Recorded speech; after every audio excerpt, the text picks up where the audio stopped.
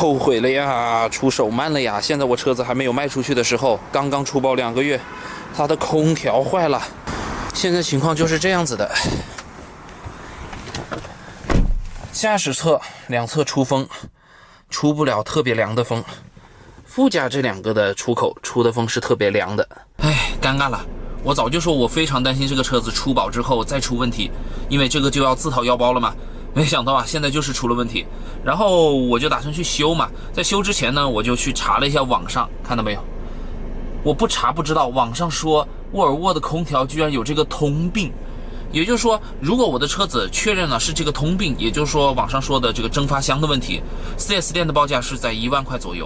那所以说，我现在打算去找这个沃尔沃的专修店去看一看这个车子究竟是什么问题。能修的话，我尽量是在专修店去修，因为他们的这个技术其实也是非常靠谱的。那如果跑 4S 店，我觉得很少有人愿意自掏腰包去 4S 店去修这个吧。驱车去检查，初步测了一下，驾驶侧的温度是13.9度，副驾是9度，然后又挂上了压力表，看看压力值是否正常。现在低压是到227这里，低压是基本正常的啊。高压按正常要到15多一点点这样子，现在稍微偏低一点，空调压力。哦，其实老板检查了一圈，外部没有泄漏，初步断定了就是蒸发箱泄漏的问题，也就是我之前查到的去 4S 店维修近1万块的这个维修项目，现场也正好有一台 S90跟我有同样的问题，老板也展示了原蒸发箱的一个泄漏情况。漏点在这儿。哇，这个漏得很厉害啊！但我还是抱有侥幸心理啊，让老板给加了一些制冷剂，空调恢复了正常，先开几天观察观察吧。那观察的同时呢，老板还是提醒了我要额外承担一个风险。那如果说是它有泄漏，那我现在正常情况下还能不能继续用呢？用是用，但是蒸发箱它会同时会释放一个氟利昂的气体，让人吸收到不是非常好。哦，它是有害气体是吧？是啊，有害气体来的氟利昂。那我的沃尔沃这一次能不能渡劫成功呢？几天后见分晓。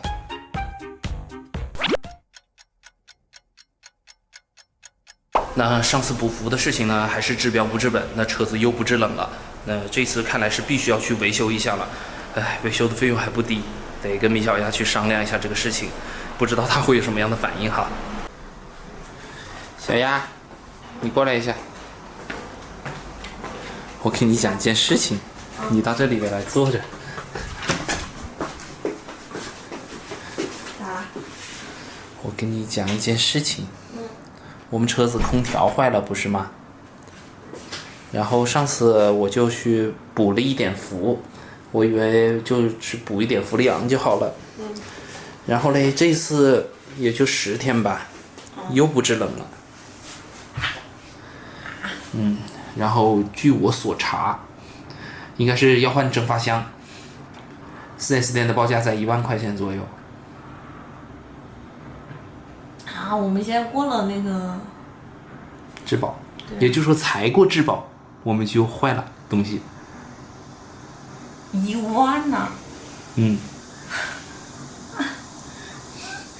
现在外面38、9度的天气，你说没有空调，谁开得了这个车？我刚刚开车回来的时候，跟蒸桑拿一样的，你知道吗？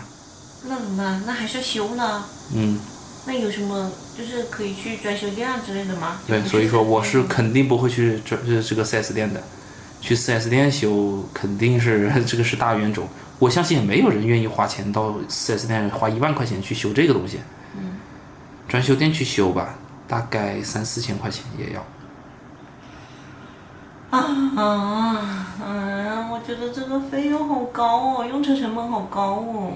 对呀，别的车子换一个蒸发箱也没这么贵吧？我的天哪，这个实在是有点太贵了。这以后还会出问题啦！5年了，过了5年，说不定问题会越来越多。我觉得还有可能会坏东西。对啊。这么看，好像这辆车对我们来说不是很实用哈。对吧？所以我打算，哎呀，现在你不好说，但是你说这个空调坏了，现在得修啊。现在还是先修起呗。3、4天呢？哎，不是说沃尔沃质量很好吗？谁知道？他们说这个东西是通病，我一直都通病呢？啊！我一直都没发现这个东西有这个通病。我后来直到我去搜索这个问题的时候，抖音上面 N 多修这个东西的。然后我去问这个专修店老板的时候，他刚好就在修一个这样的东西，一模一样的。一台沃，一到夏天来了就这样。对，也不是一到夏天吧，就是别人到夏天来就发现这个问题了嘛，因为是制冷的问题嘛。哦。然后它刚好是一辆沃尔沃 S90，我们是 XC60，然后在网上也能够搜到很多这样的案例。为什么用了5年就坏了呢？这种东西。它也不是5年吧，别人的车龄短的也有坏的，长的也有坏的，总之这个东西坏的概率比较高。它怎么这么多通病啊？我记得之前我们那个减震坏了，别人也说是通病。哎呀，只能修啊，先修吧。修吧，那还是比突然想到，哎，4S店要1万块，3、4千块，好像又不是钱一样的，是吧？我觉得我们之后还是考虑换一台别的车子出去跑一跑吧，就是这种通用性比较强的，你基本上修起来不会这么麻烦，因为你知道吗？修这个蒸发箱要整个全部仪表台全部拆掉。对，哎，会不会就是因为他要去这种专修店修，所以相对来说比其他通用性高的车子，它那个维修要贵一些？那对呀。对吧？嗯。就比如说是一个大众的，你到 4S 店去修这个东西，可能比如说5、6千啊，打个比方5、6千，但是到其他的这个专修店去，大众的或者其他普通维修店去修一个这个东西，可能就1、2千就搞定了，就这样。我反正觉得现在就是用这辆车就觉得很尴尬，就是现在很尴尬的地方就是卖掉吧，你觉得舍不得，因为亏了太多了。对。我买进来40万，对吧？现在卖出去最多应该就10几万了吧。对，我估计就15、6万，还难说。5年就能卖个15、6万，但是你如果拿15、6万现在再去买个车，你又享受不到这40万车的这种体验，对吧？对啊。这种驾驶体验也好，这个用车体验也好，又达不到。你卖掉了就很舍不得，那你不卖呢？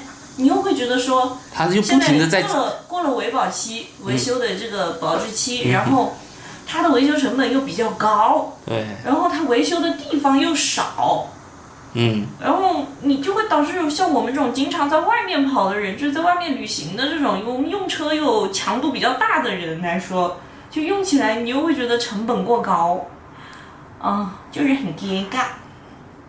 好吧，我先去把它修好吧。我要赚钱。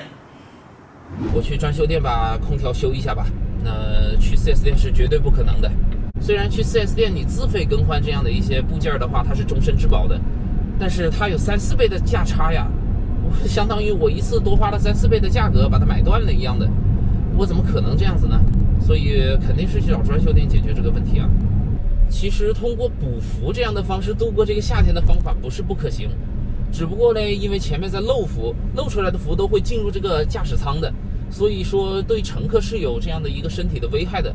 我们这种成年人吸了就吸了，关键是我家小孩才刚刚出生，他不能去吸收这样的有害气体啊，所以这个问题只能尽快去解决。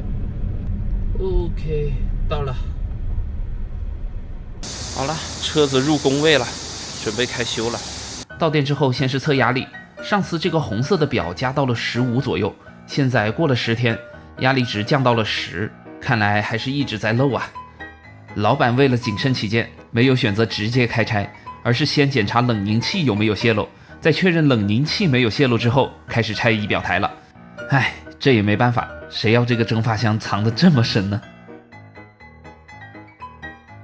哇，我的中控台已经被拆下来了！天哪！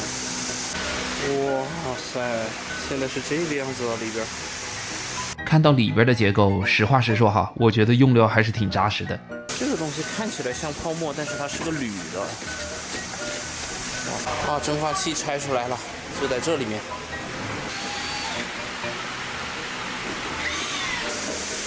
就是看这个东西漏不漏。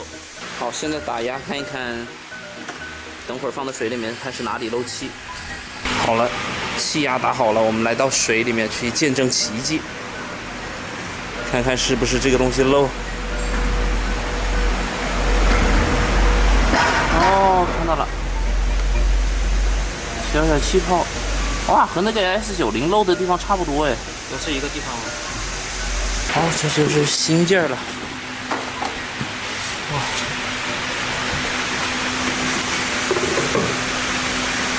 新件旧件。装修店知道原厂件是有通病的，所以更换的配件自然不会选择原厂的。好了，接下来又是大工程，把拆下来的全部又装回去。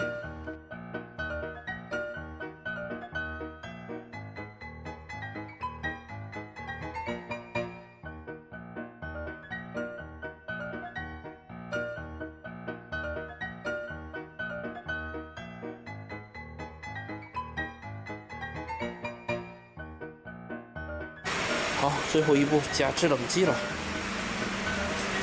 ，3瓶，这一瓶是多少克？250克，250克。我们的车子可以加650克。好，经过一整天的拆装呢，终于把这个蒸发器给换完了。那现在正在测试车内的温度，如果说是能够达到预期的这个测试温度的话呢，那基本上就没有太大的问题了。哎，真不容易。然后接下来呢，我打算把这台车的这个正时皮带也换掉，因为按道理，其实 4S 店在11、2万公里的时候就告诉我要换，但是我一直都没有换。现在15万5，然后出了这个质保了，所以我就打算还是趁早把它换了吧，免得到时候把发动机搞坏了，我到时候还去了多的。好，我们来看一看这15万公里的皮带，其实我感觉哈，再跑个3万公里应该是没有任何问题的。但是既然来了，把问题一次性解决吧，防范于未然。新的皮带来了，我看看新的皮带。那右边的是旧的，左边的是新的，看出差别了吗？好了，新的皮带换上了。其实更换正时皮带并不只是单纯的更换这一根皮带，而是连着皮带的一套组件，所以价格远比一根皮带要贵多了。好了，肯定很多人好奇我这一次的总花费会是多少，来个总结吧。现在所有的东西都换好了，车子又感觉重新恢复了生机啊。那是这样的，这次总共花费了差不多6000块钱吧。那更换蒸发箱3000来块钱，然后更换正时皮带2000多块钱，那接近6000吧。那 4S 店的报价呢，差不多是正时皮带6000，然后蒸发箱1万左右，这个是我调查到的一个价格。然后总共加起来是 4S 店16000，专修店修的话呢就是6000块钱，只有 4S 店的一个零头。那有人就说，你车子都打算换了，你都打算去换别的车了，你干嘛还去修？卖了不就完了吗？其实我是这么想的，就是车子既然还在我手上开，那么我始终觉得那车子就应该是一个比较好的状态。那包括发动机的隐患也好，包括这空调不太好用也好，我觉得都应该把它解决掉。因为这车子毕竟现在还在我手里，我就觉得说它就应该保持一个它应有的状态，这是我自己用车的一个执念吧。不知道大家觉得这一次维修的价格贵不贵哈？